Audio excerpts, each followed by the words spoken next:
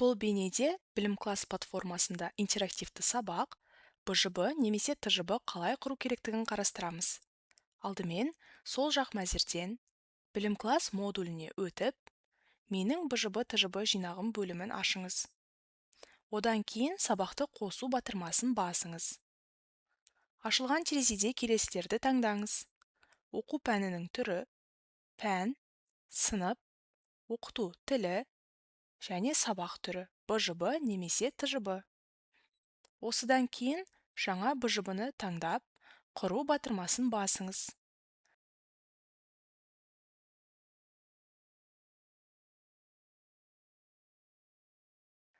Енді негізгі ақпаратты толтырыңыз. Бөлім тақырыбын көрсетіңіз және оқу мақсаттарын енгізіңіз. Келесі қадам тапсырмалар қосу. Ол үшін тапсырма қосу батырмасын басыңыз. Жаттығу түрін таңдап, құру батырмасын басыңыз. Тапсырма мәтінін енгізіңіз.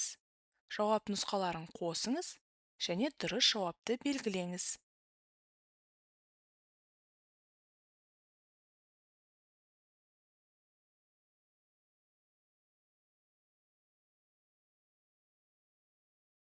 Қажет болған жағдайда файл тіркеуге болады. Міндетті түрде бағалау критерийін, дескрипторды және максималды балды толтырыңыз.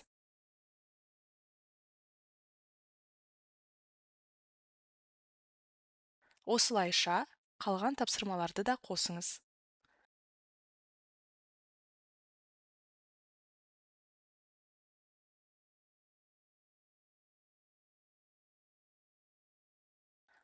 Барлығы дайын болғаннан кейін сақтау және жабу батырмасын басыңыз. Дайын.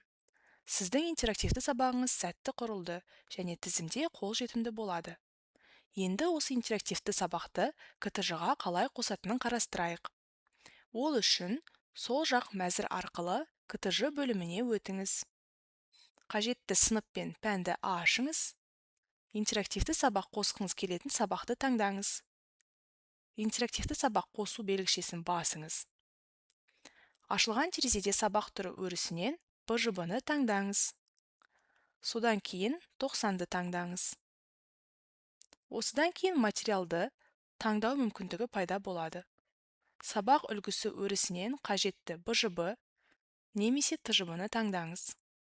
Өзгерістерді сақтаңыз. Енді интерактивті сабақ КТЖ-ға сәтті қосылды және сабақты өткізу кезінде қолжетімді болады.